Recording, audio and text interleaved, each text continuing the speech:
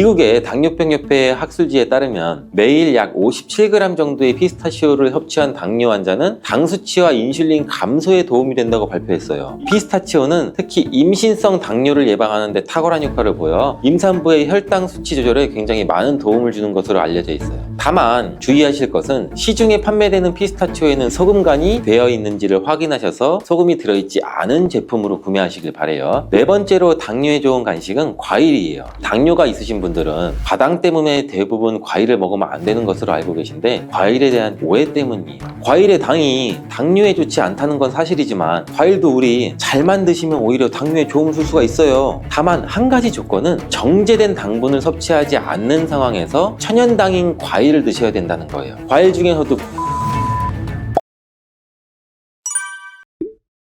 일단 당뇨가 발생되게 되면 우리 먹지 말라는 것, 먹으면 안 되는 것이 너무 많죠. 당뇨는 평생 관리해야 되는 질환이라고 하잖아요. 이것 때문에 평소 즐겨 먹던 음식들을 거의 다 못 먹게 되고 약간 항상 허기를 느낄 수밖에 없죠. 당뇨가 있으신 분들한테 식단 관리가 필수인 이유는 식이요법 없이는 치료가 불가능하기 때문이에요. 이 당뇨약은 혈당 수치를 인슐린 분비를 촉진시키거나 인슐린을 주입해서 인위적으로 혈당을 떨어뜨리는 역할을 하는 거고 당뇨병을 완치해 주는 것은 아니에요. 그렇기 때문에 당뇨가 있는 분들이 식이요법을 시작하게 되면 먹지 말라는 음식도 너무 많고 맛있는 기름진 음식도 먹으면 안 되고 밥도 많이 먹지 말라고 하니 먹어도 금방 배가 고파지고 매우 고통스러워 하시는데 당뇨가 있는 분들도 드셔도 되는 간식에 대해서 제가 알려드릴게요. 알려드리는 음식들은 당뇨가 있는 분들이 드셔도 괜찮을 뿐만 아니라 당뇨에 도움이 될 수 있는 것들이니 집중해서 영상 끝까지 시청해 주시기 바라요.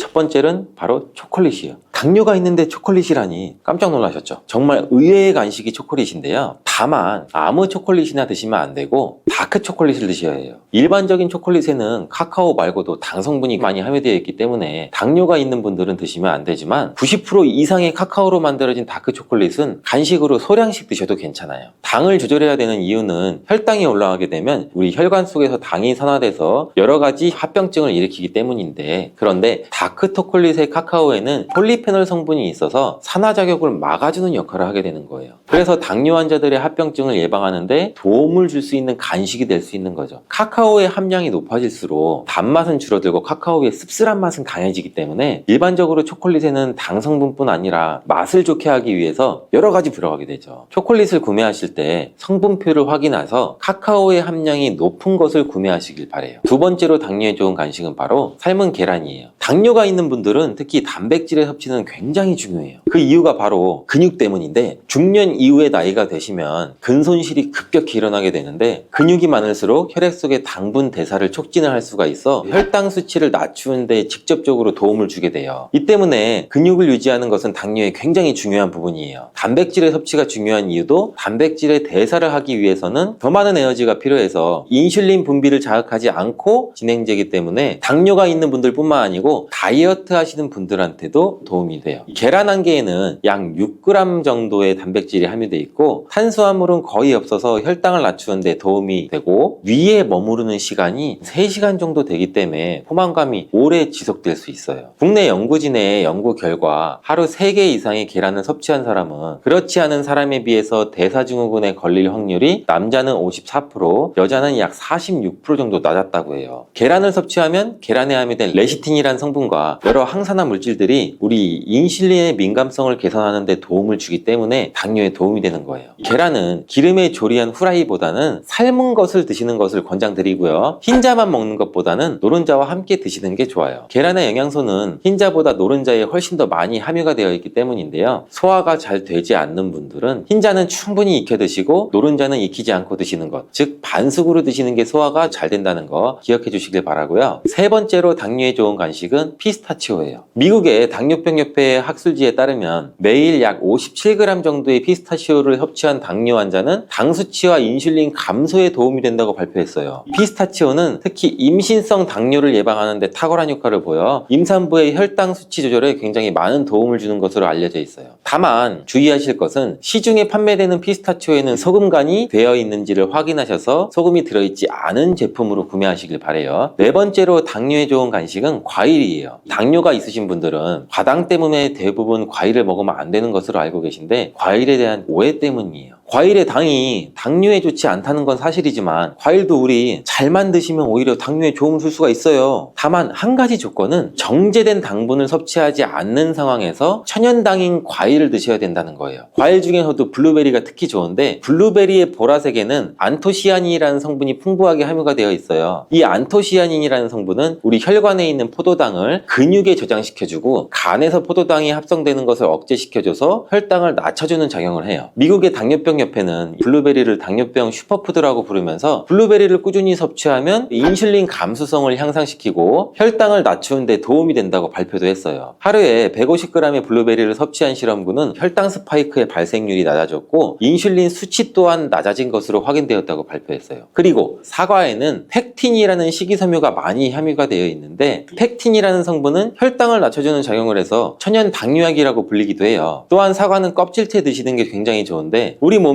좋은 영양 성분이 껍질에 거의 다 함유가 되어 있어요. 이 외에도 신맛을 나는 과일들이 당뇨에 탁월한 효능을 발휘한다고 해요. 신맛을 내는 과일에는 유기산이 풍부한데 유기산은 혈관 청소를 해주는 역할을 하게 돼요. 그리고 이 신맛 나는 과일에는 강력한 항산화제인 비타민 C, E, 셀레늄, 아연 등이 풍부해서 우리 몸 안의 염증을 치료해주고 산화된 혈관을 회복시켜주는 역할을 같이 해주기도 해요. 과일이 당뇨에 도움될 수 있지만 드시면 또 안 되는 것이 있어요. 그건 바로 말린 과일과 과일 주스예요. 말린 과일은 당도가 높고 많이 드시게 되면 혈당을 급격히 높일 가능성이 있어요. 그리고 과일 주스에도 식이섬유가 하나도 없고 당 성분이 첨가된 것들이 굉장히 많죠. 혈당 스파이크를 일으키는 주범이 될 수가 있겠죠. 과일을 드실 때는 가공된 과일이 아닌 천연 상태의 과일을 드시길 추천드리고, 5번째 당뇨에 좋은 간식은 바로 당근이에요. 당근이 당뇨에 좋지 않다고 간혹 잘못 알고 계시는 분들이 있는데, 당근에는 카로티노이드라는 성분이 굉장히 풍부해요. 이 성분이 강력한 항산화 물질인데 당뇨로 인한 혈관 합병증을 예방하는데 탁월한 효능을 발휘하는 성분이에요. 당근을 손가락만한 크기로 잘라서 보관하셨다가 공복에 허기가 생길 때 꺼내 드시면 허기도 사라지고 혈당 관리에도 좋고 당뇨나 합병증도 예방할 수 있으니 한번 씹어 드셔보시길 바래요. 함께 드시면 좋은 채소로는 오이, 샐러리, 파프리카 등등이 있습니다. 6번째로 당뇨에 좋은 간식은 볶은 콩이에요. 검은 콩의 껍질에는 강력한 항산화 성분인 안토시아닌이 풍부하게 함유가 되어 있고, 콩에는 단백질도 풍부하게 함유가 되어 있어 불포화 지방산도 들어있어요. 볶은 콩은 심혈관 질환을 예방하는 데 탁월할 뿐만 아니라 담즙 분비를 촉진하는 데에도 큰 도움을 주는데, 변비가 있으신 분들한테도 도움을 주고 근손실을 방지하고 다이어트에도 도움을 줄 수가 있어요. 당뇨병이 정말 무서운 이유는 당뇨로 인해서 이 혈관에 문제를 일으키기 때문인데, 우리 몸은 전체가 혈관으로 이루어져 있기 때문에 우리 몸 전체에 합병증을 일으킬 수 있는 가능이 있다는 거죠. 대표적인 것이 심혈관 질환인데 심장병, 심방세동, 심근경색, 뇌혈관 질환, 파킨슨 치매 등등등 일으킬 수가 있어요. 또 관절과 말초신경에도 문제를 일으킬 수가 있는데, 당뇨로 발가락, 더 나아가 발목까지 절단하는 상황까지 이루어질 수 있는 굉장히 무서운 질환이에요. 눈의 혈관에도 문제를 일으키면 실명에까지도 이를 수가 있는데, 최근 논문에 따르면 당뇨에 걸린 사람은 암에 걸릴 확률이 50%까지 증가하는 것으로 보고되고 있어요. 당뇨는 이렇게 단순히 혈당의 문제가 아니라 몸 전체의 질병을 일으킬 수 있는 굉장히 무서운 병이에요. 그렇기 때문에 식이요법을 철저히 해서 당뇨를 예방하고 처방약을 드시는 분들은 식이요법과 병행해서 치료해야 되는 게 가장 좋은 방법이에요. 그러면 모든 과일들은 몸에 다 좋나? 아니죠. 아쉽게도 아니에요. 이 GI 지수가 높은 식품은 혈당을 급격히 상승시킬 수가 있어요. 특히 고칼로리 식사와 과다한 당분 섭취는 당뇨의 주요 원인이 될 수가 있어요. 당뇨가 있더라도 적당히 섭취하면 건강에 도움이 되는 과일들 제가 5가지 알려드릴게요. 당뇨가 걱정이라면 바로 이 과일을 드셔야 됩니다. 형형색색의 과일들은 우리의 눈과 입을 즐겁게 하죠. 또 계절마다 다른 제철 과일들을 손꼽아 기다리기도 하고요.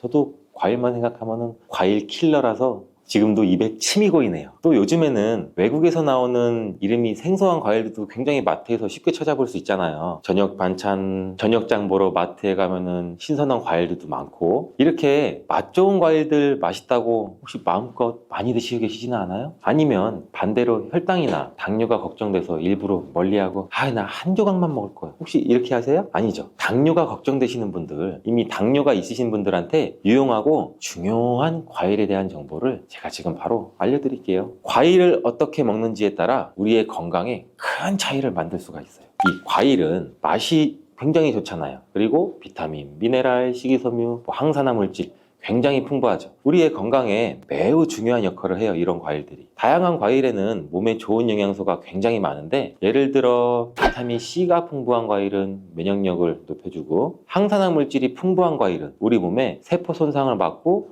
노화 방지에도 도움을 주고, 또 과일에 포함된 이러한 식이섬유는 우리 소화 건강을 돕고 혈당 조절에도 중요한 역할을 하는데, 그러면 모든 과일들은 몸에 다 좋나? 아니죠. 아쉽게도 아니에요. 개개인에게 맞는 과일을 선택하는 기준을 잘 살펴보고 우리가 먹어야죠. 과일을 선택할 때 중요한 지표 중 하나가 GI라고 불리는 당화지수랑 GL이라고 불리는 당부하지수예요. 이 두 지표는 우리가 과일을 굉장히 많이 섭취했을 때 우리 몸에 혈당에 미치는 영향을 알려주는 수치라고 보시면 돼요. 어디선가 우리도 뭐 GI 하는 GI 지수라고 들어보신 적 굉장히 많으시죠? 이게 칼로리보다 이 GI 지수가 중요하다는 말 한 번쯤은 들어보셨을 거예요. 당화지수, 즉 이 GI 지수는 우리 식품이 혈당을 얼마나 빨리 올리는지를 나타내는 지표인데, 이 GI 지수가 높은 식품은 혈당을 급격히 상승시킬 수가 있어요. 반면에 GI 지수가 낮은 식품은 천천히 혈당을 올리기 때문에 우리가 음식을 섭취하면서 당뇨 관리에 조금 더 유리하다고 보시면 돼요. 그리고 당 부하 지수, 즉 GL 지수는 GI 지수와 식품에 포함된 탄수화물의 양을 고려한 지표인데, 말이 어렵죠. 쉽게 말해서 GI 지수는 각 그램에 대한 혈당 지수라면 GL 지수는 한 번 먹는 1회 분량으로 계산된 양에 대한 혈당 지수예요. 그래서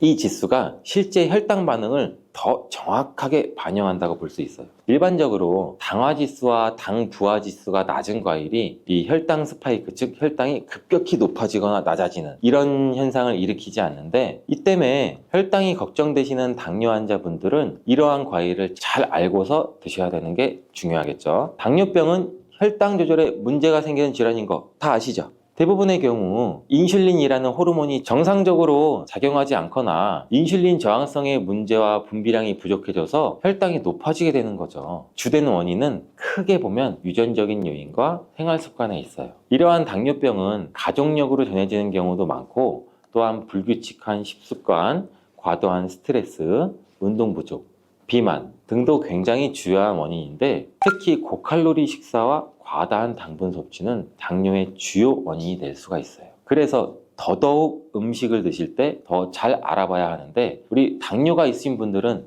단 음식, 과일을 섭취하면 안 된다, 이렇게 알고 계신 분들이 굉장히 많아요. 그렇죠? 하지만 당뇨에 도움이 되는 과일이 있다는 거, 이제 이 당뇨에 좋은 과일들을 한번 알아볼게요. 당뇨가 있더라도 적당히 섭취하면 건강에 도움이 되는 과일들 제가 5가지 알려드릴게요.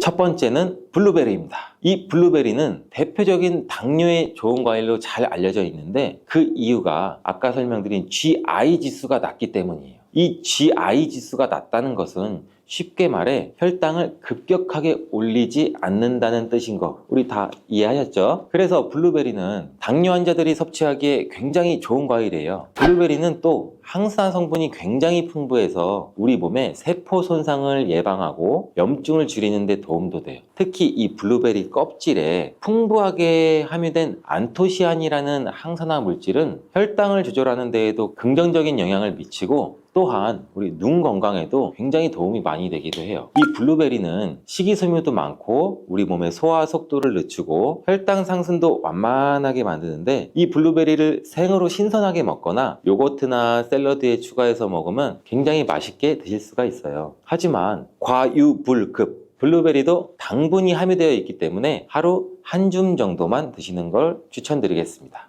당뇨에 좋은 과일 두 번째, 키위입니다. 이 키위는 저혈당 지수 과일이면서 식이섬유가 굉장히 풍부해서 우리가 혈당 조절에 굉장히 좋은 과일인데, 이 키위에 포함된 수용성 섬유질은 소화를 늦추고 혈당 상승을 억제하는 효과도 있어요. 또한 비타민 C랑 칼륨이 풍부해서 면역력 강화랑 심혈관 건강에 도움을 줄 수도 있는데, 이 키위에는 항산화 물질인 폴리페놀과 카로티노이드가 포함되어 있어서 세포 보호 및 염증 완화에도 굉장히 좋은 영향을 미치게 됩니다. 하지만 우리 모두 키위 역시 너무 많이 드시면 안 되겠죠. 제가 항상 말씀드리잖아요. 너무 많이, 과하게는 절대 안 됩니다. 하루에 1개 정도 섭취하면 좋은데, 이 키위는 간편하게 껍질을 벗기고 바로 섭취할 수도 있잖아요. 껍질을 안 벗기고, 저도 마찬가지로 귀찮아서 반 딱 자르고 수저로 티스푼으로 파서도 깔끔하게 먹을 수가 있어요. 바쁜 일상 속에서도 간편하게 먹을 수가 있어서 굉장히 많은 사람들이 좋아하는데, 하지만 이제부터는 키위의 껍질을 까지 않고 한번 드셔보세요. 어떻게 키위 껍질을 까지 않고 먹어?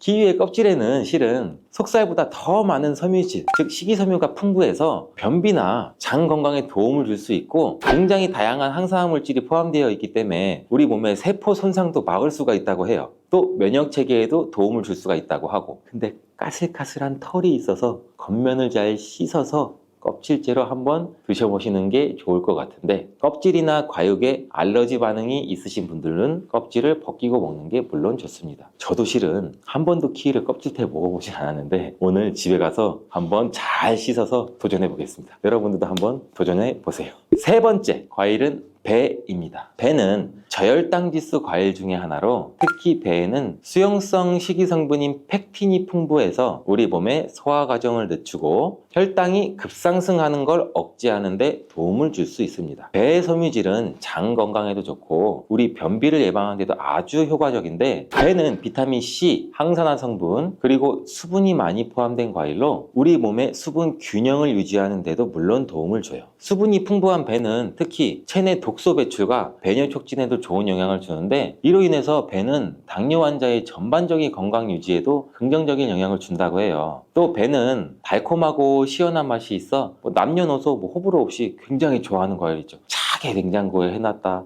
저도 차게 먹으면 안 좋은데 여름철에 더울 때 찬 거 깎아서 아삭아삭 섭취하면 굉장히 좋잖아요. 근데 이것도 하루 1개 정도 섭취하면 좋습니다. 자, 혈당 관리에 좋은 과일 네 번째는 바로 아보카도. 아보카도 좋아하시는 분들 굉장히 많으시죠. 아직까지 생소하신 분들도 있을 거예요. 요즘 마트에서도 쉽게 볼 수 있는 아보카도는 당분이 거의 없는 과일이에요. 오히려 건강한 지방이 많이 포함되고 있어 혈당 상승을 억제하는 데 도움을 주는데, 여기에는 이 올레산이라는 불포화 지방이 혈당 상승을 늦추고 인슐린 저항성을 개선도 시켜주고 혈당 조절도 지원해주는 역할도 같이 해요. 또한 이 아보카도에는 식이섬유랑 칼륨이 풍부해요. 이게 혈당 안정화에도 긍정적인 영향도 미치고 우리 몸의 소화작용에도 좋은데, 이는 항염증 효과도 뛰어나고 세포 보호에도 굉장히 좋다고 해요. 또한 이 아보카도는 식사 대용으로 굉장히 좋고 우리 샐러드나 스무디에 넣어서 먹으면 맛있고 건강한 간식이 됩니다.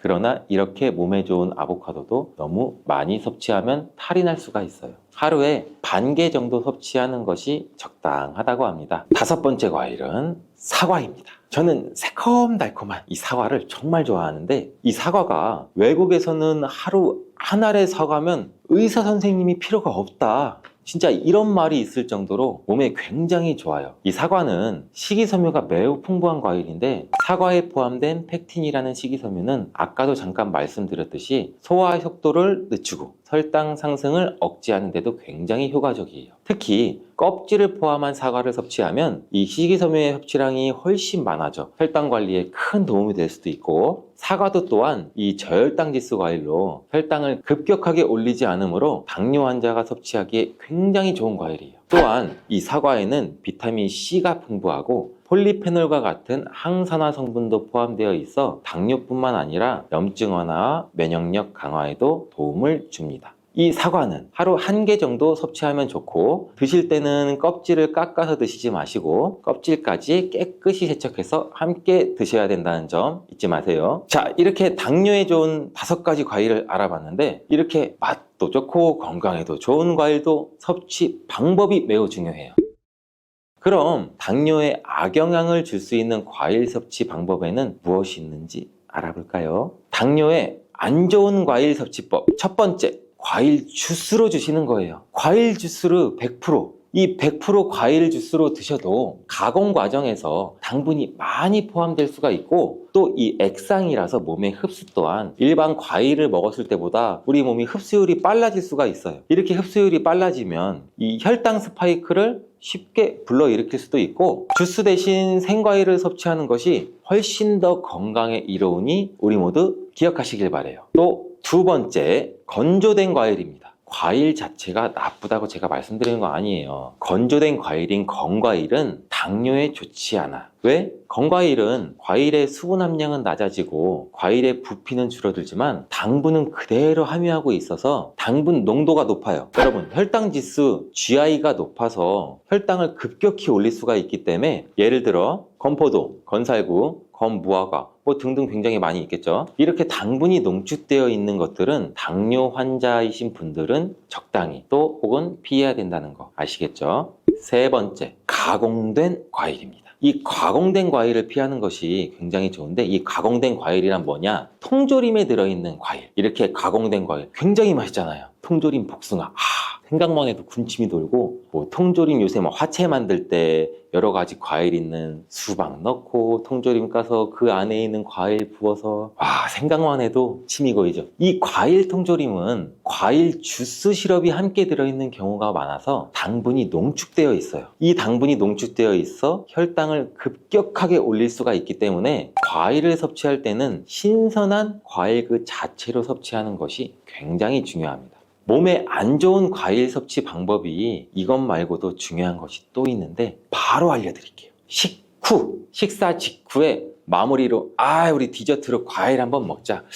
디저트로 사과나 배 과일 없나? 굉장히 많은 분들이 이렇게 드시고 계시잖아요. 대부분 식사를 다 하시고 입가심으로 과일 한두 조각 정도 드시는데, 이 식후에 당분이 많은 과일을 섭취하시면 식전에 과일을 드시는 것보다 몸에 해롭다는 사실 알고 계셨나요? 식후에 과일을 섭취하게 되면 우리가 식사를 하면서도 혈당이 올라가는데, 과일을 섭취하면 혈당이 급격하게 올라갈 수 있고 이 혈당 스파이크가 일어날 가능성이 있습니다. 과일은 식전에 먹는 것이 실은 과일의 섬유질이 우리 몸에 포만감도 주고 소화도 천천히 하게 도와줘서 탄수화물의 흡수를 늦추게 하는 효과가 있어요. 또한 이 과일을 드실 때는 껍질과 함께 섭취하시는 게 몸에 더 좋은 과일들이 있는데, 과일의 껍질 속에는 이 과일의 속살과는 비교도 안 되게 굉장히 많은 식이섬유랑 항산화 물질이 풍부하게 들어있어요. 껍질이 혈당 조절과 소화 건강에 더욱 도움이 되는 과일들도 굉장히 많이 있는데, 예를 들면 사과나 배는 껍질에 많은 영양분이 들어있기 때문에 껍질을 벗기지 않고 깨끗하게 씻어서 그대로 먹는 것이 굉장히 좋습니다. 다만 깨끗하게 세척도 잘 해주셔야 되고, 농약이 걱정된다면 유기농 과일을 선택을 하시는 것도 좋은 방법이 되겠죠. 이제부터 과일의 영양까지 생각하신다면 껍질은 버리지 마세요.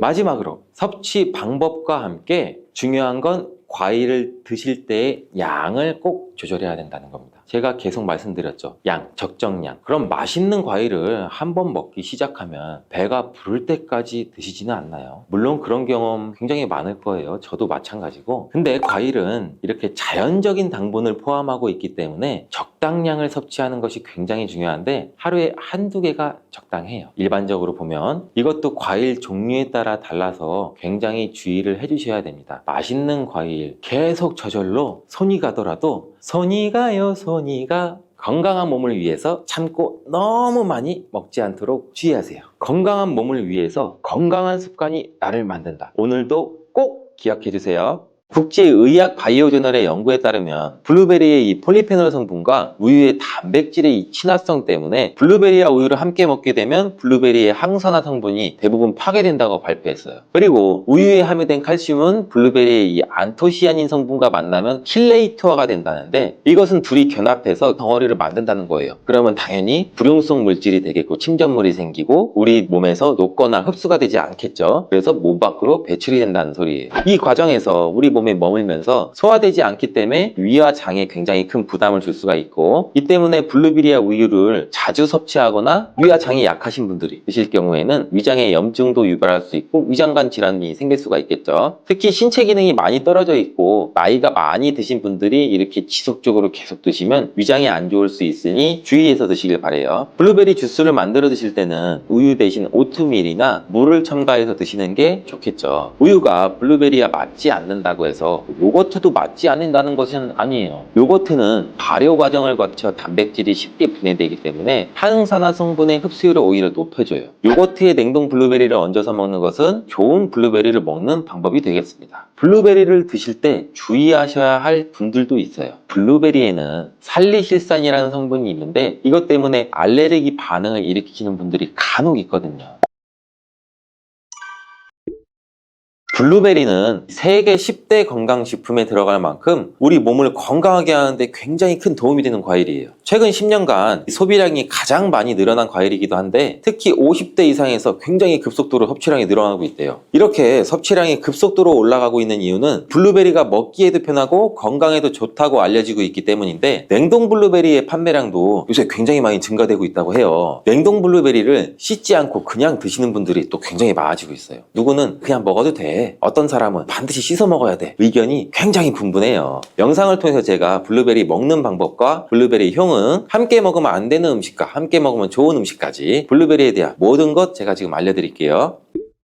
먼저 냉동 블루베리를 씻어야 되느냐 그냥 먹어도 되느냐 제가 정리해 드릴게요. 결론부터 말하자면 씻어서 드시는 것이 안전하다입니다. 먼저 냉동 블루베리를 구입하셨다면 식품의 유형을 한번 확인하시기 바래요. 식품 유형에 과체 가공품이라고 적혀 있다면 씻어서 냉동한 블루베리이기 때문에 그냥 드셔도 되시긴 해요. 근데 식품 유형에 농산물이라고 표기가 되어 있다면 이것은 씻지 않고 냉동되어 유통된 블루베리이기 때문에 반드시 씻어서 드시는 게 좋아요. 근데 간혹 식품 유형이 표기가 되어 있지 않은 제품들도 있는데 이런 제품은 당연히 씻어 드시는 게 좋겠죠. 2022년 한국소비자연맹에서 현재 시중에 판매되고 있는 냉동과일, 블루베리, 망고, 딸기 등등 제품을 선정해서 안전성 평가를 했는데 과체 가공품 같은 세척과일 제품에서 미생물, 잔류농약, 곰팡이, 독소 등의 검사에서 규격 기준에는 적합하긴 했지만 이 미생물과 잔류농약이 검출된 제품들도 있었어요. 이 자료를 바탕으로 한다면 이 냉동 블루베리 제품도 이미 씻어서 유통이 되고 있다고 할지라도 한 번 정도는 씻어 드시는 게 좋겠어요. 블루베리 씻는 방법은 흐르는 물에 약 30초 정도만 씻어주면 되는데 깨끗이 빡빡 씻는다고 블루베리를 물에 오래 담가두거나 흐르는 물에서도 오래 씻으면 안 돼요. 블루베리에 함유된 안토시아닌 성분은 수용성이기 때문에 영양소가 다 빠져나가 버릴 수 있어요. 잔류 농약 또한 수용성이기 때문에 흐르는 물에 약 30초 정도만 씻어도 충분하니 걱정 말고 드셔도 괜찮습니다. 블루베리는 특별히 생과일보다 냉동 블루베리가 이 안토시아닌 함량이 높다고 해요. 이 시드니의 뉴사우스 웨일즈 대학의 연구진이 블루베리를 건조, 냉장, 냉동했을 때 핵심 영양소가 어떻게 변화되는지 실험을 했는데 안토시아닌의 함량이 블루베리 1g당 생과일일 때는 7.2mg, 냉장 보관했다가 2주가 지났을 때는 5.7mg로 줄었고 건조했을 때는 4.3mg로 더욱 줄었대요. 근데 냉동 한 달 후에는 8.1mg으로 오히려 생과일 때보다 늘어났고 냉동 3달이 지나자 7.9mg로 소폭 줄었지만 역시 생과일 때보다 많은 함량이 확인되었다고 해요. 실험 결과로만 보면 블루베리는 냉동으로 드시는 것이 가장 많은 영양분을 섭취할 수 있다는 말이 되겠네요. 추가로 눈 건강이나 심혈관 질환, 당뇨 등에 도움이 많이 되는 시중에 이 안토시아닌 함량이 개런티된 영양제도 많이 나와 있으니 꼭 블루베리나 빌베리와 같은 영양제를 드시려면 건강기능 식품으로 제조된 안토시아닌이 최소 50mg 개런티된 제품을 드시는 게 굉장히 좋겠죠. 그렇다면 다른 채소나 과일은 냉동했을 때 핵심 영양소의 함량이 어떻게 될까요? 이 영양소에 따라 보존력이 강한 것도 있고 약한 것도 있는데 딸기의 한 종류인 이 라즈베리는 폴리페놀 성분이 핵심 영양소예요. 생과일일 때보다 냉동일 때가 킬로그램당 폴리페놀 함량이 약 100mg 정도 상승하는 것으로 나타났고 당근의 경우에는 핵심 영양소가 이 베타카로틴이라는 거 많이들 알고 계시잖아요. 냉동 보관했을 때 3개월이 지나면 베타카로틴의 함량이 현저히 떨어져요. 이렇듯 냉동 채소, 냉동 과일은 핵심 영양 성분에 따라서 함량이 높아질 수도 있고 낮아질 수도 있어요.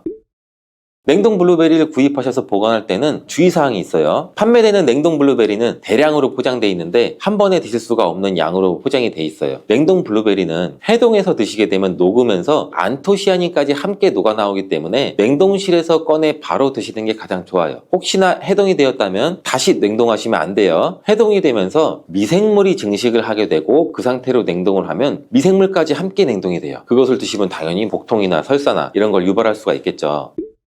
블루베리의 핵심 영양소인 안토시아닌은 폴리페놀의 일종으로 식물에 굉장히 많이 함유된 청자색을 띠는 성분이에요. 블루베리의 색깔이 짙은 보라색을 띠는 것은 바로 이 안토시아닌 성분 때문에 그런데, 안토시아닌의 과일변 함량에서는 빌베리 블루베리가 가장 높은 함량을 가지고 있는 것으로 알려져 있는데, 안토시아닌 함량이 높고 좋은 빌베리일수록 우리가 먹었을 때 입안에 보랏빛으로 착색이 심하게 되는 경우가 많나요. 인공색소가 아니기 때문에 전혀 걱정 안 하셔도 되고, 10분 정도 지나면 자연히 없어지니 시중에 빌베리, 블루베리가 포함된 건강기능 식품을 드셨을 때 오히려 착색이 되더라도 전혀 걱정하지 않으셔도 돼요. 안토시아닌의 가장 큰 효능은 눈을 건강하게 한다는 것. 이 안토시아닌은 로놉신의 제합성을 촉진시켜서 이 시력을 보호하고 백내장이나 안구건조 등 망막염 등 눈질환을 예방하기도 해요. 눈의 피로와 노화를 방지해서 초기 근시도 예방하는 것으로 알려져 있는데, 강력한 항산화 물질인 이 안토시아닌은 우리 몸의 활성산소를 제거해서 세포의 노화를 방지해 주는데, 뇌 세포의 노화까지 같이 예방을 해준다고 해요. 폴리페놀 성분인 이 안토시아닌은 우리 뇌의 신경세포를 보호해주고 신경 전달 물질의 분비를 촉진시켜 뇌 기능도 향상시켜주면서 뇌의 해마를 자극해서 기억력도 향상시키고 치매를 예방하는 데도 도움을 줄 수가 있다고 해요. 이 테로스틸벤 성분이 뇌의 신경 전달 물질인 도파민과 노르에피네프린의 분비를 촉진시켜서 집중력을 향상시키는 데에도 도움을 주는 것으로 알려져 있고요. 간단히 말하자면 블루베리를 꾸준히 섭취하시면 기억력, 집중력을 향상시키고 치매를 예방하는 데에도 조금이나마 도움을 줄 수 있다는 거예요. 또한 활성산소를 제거하는 이 안토시아닌은 피부 미용에도 굉장히 좋은 효능을 발휘하는데, 이 피부 노화를 방지할 뿐만 아니라 염증을 제거하고 억제하는 효과도 있어 여드름 피부를 개선하는 데에도 도움이 돼요. 또한 비타민과 미네랄이 풍부해서 피부를 건강하게 유지하고, 풍부한 안토시아닌과 비타민C는 피부의 수분을 유지하는 데도 도움을 주고 주름도 예방하고 피부 톤도 밝게 하는 데도 도움을 줄 수가 있죠. 그리고 풍부한 식이섬유는 장의 운동을 촉진시켜주고 장내의 노폐물도 흡착하고 배출을 시켜서 피부 트러블 개선하는 효과도 같이 가지고 있어요. 나이가 들면서 머리 숱도 줄어들게 돼서 탈모를 걱정하시는 분들도 굉장히 많은데, 블루베리가 탈모 예방에도 굉장히 효과적이에요. 블루베리에 들어있는 이 안토시아닌은 튼튼한 모발이 자라날 수 있도록 모낭세포를 자극해주고 두피세포의 노화를 예방해서 탈모를 또 예방하게 되는 거예요. 블루베리에 함유된 또 비타민C는 머리카락 조직 형성에 필수적인 성분이고 콜라겐 생성을 촉진시킬 수 있는 성분이어서 모발을 강화하고 두피 건강을 증진하는 데에도 굉장히 큰 도움이 돼요. 항산화 성분이 안토시아닌은 머리카락 세포도 송산시키는 이 자유라디칼을 제거하고 머리카락 손상을 예방하는 데 도움이 돼서 탈모를 또 예방하는 그런 원리죠. 블루베리는 당뇨의 위험이 있는 분들한테 굉장히 큰 도움이 되거든요. 블루베리, 빌베리는 혈당 수치를 낮춰주고 당분을 에너지원으로 사용하는 이 신진대사의 과정을 촉진해주는 효능이 있어요. 미국의 당뇨병 협회는 빌베리, 블루베리를 당뇨병 슈퍼푸드라고 부르면서 블루베리를 꾸준히 드시면 인슐린 감수성을 향상시키고 혈당을 낮추는 데 도움이 된다고 발표했어요. 블루베리에 대한 연구를 굉장히 많이 진행을 했는데, 하루에 약 150g의 블루베리를 섭취한 실험군은 혈당 스파이크의 발생이 현저히 낮아졌고 인슐린 수치 또한 낮아진 것으로 확인되었다고 발표했어요. 블루베리에 함유된 이 안토시아닌뿐만 아니라 칼륨, 비타민 B6는 또 심장 건강을 지키는 데 굉장히 큰 도움을 주는데, 이 성분은 우리 몸의 콜레스테롤과 혈액의 지방을 감소시켜서 혈액순환을 또 원활하게 해준다고 해요. 이러한 효능으로 심장마비나 협심증을 일으키는 죽상동맥경화증을 예방하는 데 굉장히 큰 도움을 주게 되죠. 또한 호모시스테인이 우리 몸에 과다하게 축적이 되면 혈관을 손상시켜요. 그리고 혈전을 생성해서 이 심장마비, 뇌졸중 이런 심혈관 질환을 유발할 수 있는데, 블루베리의 풍부한 엽산과 비타민 B6는 호모시스테인의 축적을 방지해서 심혈관 질환도 예방할 수가 있어요. 블루베리를 많이 드시는데 이 블루베리 잎에는 관심이 별로 없는 것이 사실이에요. 블루베리 잎이 열매의 항산화 효능보다는 뛰어나다고 하는 사실 알고 계신가요? 블루베리 잎은 열매보다 이 안토시아닌 함량이 또 높고, 또한 폴리페놀의 일종인 클로로겐산의 함량도 높아서 열매보다 항산화 효과가 20배에서 30배 정도 높은 것으로 알려져 있어요. 굉장히 놀랍지 않아요? 이러한 블루베리 잎은 차로 우려서 드시면 되는데, 물 1리터 정도에 잎 약 4g 정도를 넣고 10분 정도 끓인 후에 식혀서 드시면 돼요. 블루베리가 새콤달콤 맛이 난다면 블루베리 잎차는 구수한 맛이 나더라고요.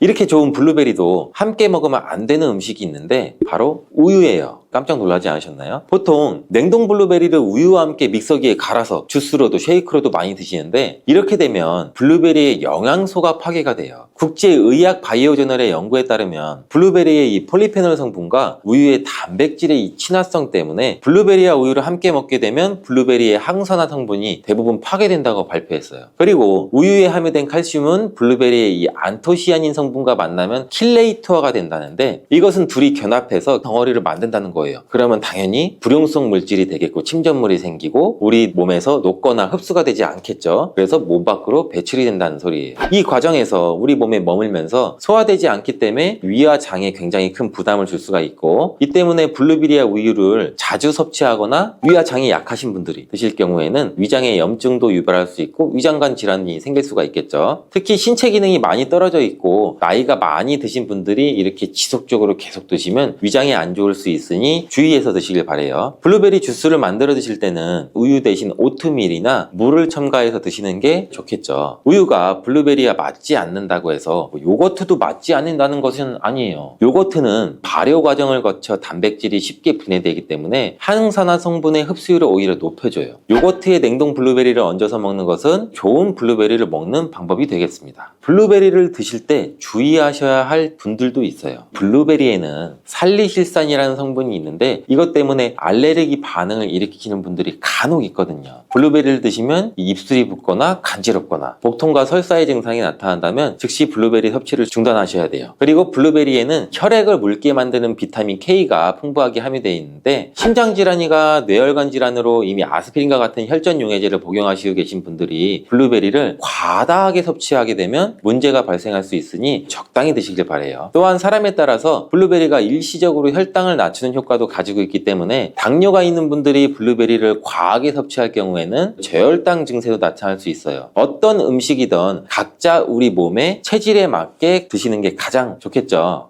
꿀은 그 자체로도 또 많은 약효가 있어요. 천연 항생제인 프로폴리스로 인해서 면역력을 높여주고 피로회복도 도와주고 위장 기능도 강화시켜주고 이렇게 도움을 주는 효능이 굉장히 많이 갖고 있는데 특별히 이 건조된 기관지를 촉촉하게 해주는데 굉장히 좋은 효과가 있어서 기침이나 가래를 완화시켜주는 약성도 가지고 있어요. 그래서 우리 흔히 약국에 가시면 프로폴리스 스프레이도 많이 추천을 해주시잖아요. 그래서 목 아프신 분들, 기침이 많이 나시는 분들한테서 많이 추천을 해주시기도 해요. 이렇듯 꿀과 함께 드시면 또 시너지 효과가 나타나 보약이나 다름없는 식품 5가지를 제가 바로 지금 소개해 드릴게요. 첫 번째는 바로 계피예요. 계피와 꿀이 만나면 여러 가지 효능들이 있는데 계피는 오래전부터 이 자연요법으로도 많이 사용된 식재료예요. 꿀과 계피의 조합으로 효능이 배가 된다는 것은 굉장히 많은 실험을 통해서 밝혀진 바 있고 겨울철이 되면서 관절도 여기저기 많이 쑤셔서 힘드신 분들 많으시죠?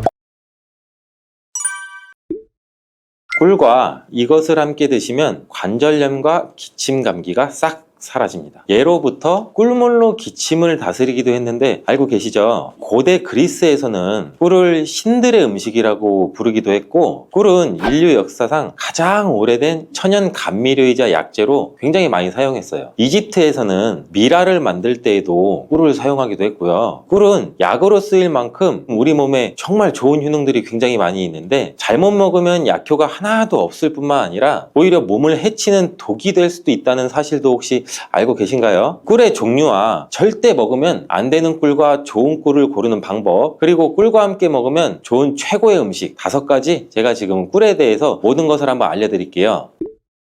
이 꿀에는 굉장히 여러 종류가 있는데 꿀벌들이 꽃을 통해서 꿀을 만드는 것은 뭐 누구나 잘 알고 계신 거죠. 꿀벌이 꽃의 밀선에서 분비되는 자당을 먹었다가 다시 토해내는 과정을 거치는데 꿀벌의 효소에 의해서 과당과 포도당으로 또 분해가 돼요. 그래서 점성이 있는 액체가 되죠. 이것이 우리가 아는 꿀이 되는 거예요. 또 꽃의 종류에 따라서 꿀의 이름도 달라지게 돼요. 우리가 잘 알고 흔히 볼 수 있는 아카시아 꿀 굉장히 유명하죠. 그 외에도 밤꿀, 쌀이꿀, 유채꿀 뭐 등등 꽃의 종류에 따라서 꿀의 맛과 향이 조금씩 다른 특징이 있죠. 여러 가지 꽃을 통해 만들어진 꿀은 자파꿀이라고 그래요. 이런 꽃을 통해서 만들어진 이 천연꿀 말고 벌에게 억지로 설탕을 먹여서 만든 꿀이 있는데 이거는 또 사양꿀이라고 하죠. 이 사양꿀은 일반적으로 천연꿀에 비해서 가격은 상대적으로 저렴하고 대량으로 생산이 가능하다는 장점이 있죠. 하지만 이 사양꿀은 천연꿀에 비해서 영양가가 낮고 인공적인 독보적인 향과 맛이 첨가될 수가 있어요. 따라서 우리는 꿀을 선택할 때 사양 꿀인지 천연 꿀인지 확인을 기본적으로 하시고 구매를 하셔야 되는데, 꿀에 사양 꿀인지 천연 꿀인지는 표기가 되어 있지 않은 경우도 많아요. 이때는 탄소 동위원소 비율을 확인하시면 구분할 수 있어요. 천연 꿀의 탄소 동위원소 비율은 22%에서 33% 정도 되고, 이 탄소 동위원소 비율이 낮을수록 좋은 꿀이라고 해요. 사양 꿀이나 꿀 음료는 거의 설탕물이나 다름없으니 반드시 천연 꿀을 구매해서 드시기를 바래요. 꿀을 보관하는 방법을 알려드리자면, 꿀은 절대로 썩지 않는다는 말도 있어요. 그 이유는 꿀에는 향균 작용이 있는 이 프로폴리스 성분이 포함되어 있기 때문인데, 주의하실 것은 직사광선이 없는 서늘한 곳에 보관하시고, 꿀을 덜으실 때는 이 오염되지 않은 스푼 같은 것을 사용하시면 좋습니다. 가끔 꿀을 냉장고에 보관하시는 분들이 있는데, 꿀을 냉장고에 보관하면 하얀 침전물이 생길 수가 있어요. 그리고 또 오래되면 층이 분리되는 현상이 나타날 수 있으니 주의하시는 게 좋고요. 꿀은 그 자체로도 또 많은 약효가 있어요. 천연 항생제인 프로폴리스로 인해서 면역력을 높여주고 피로회복도 도와주고 위장 기능도 강화시켜주고 이렇게 도움을 주는 효능이 굉장히 많이 갖고 있는데, 특별히 이 건조된 기관지를 촉촉하게 해주는데 굉장히 좋은 효과가 있어서 기침이나 가래를 완화시켜주는 약성도 가지고 있어요. 그래서 우리 흔히 약국에 가시면 프로폴리스 스프레이도 많이 추천을 해주시잖아요. 그래서 목 아프신 분들, 기침이 많이 나시는 분들한테서 많이 추천을 해주시기도 해요. 이렇듯 꿀과 함께 드시면 또 시너지 효과가 나타나 보약이나 다름없는 식품 5가지를 제가 바로 지금 소개해 드릴게요.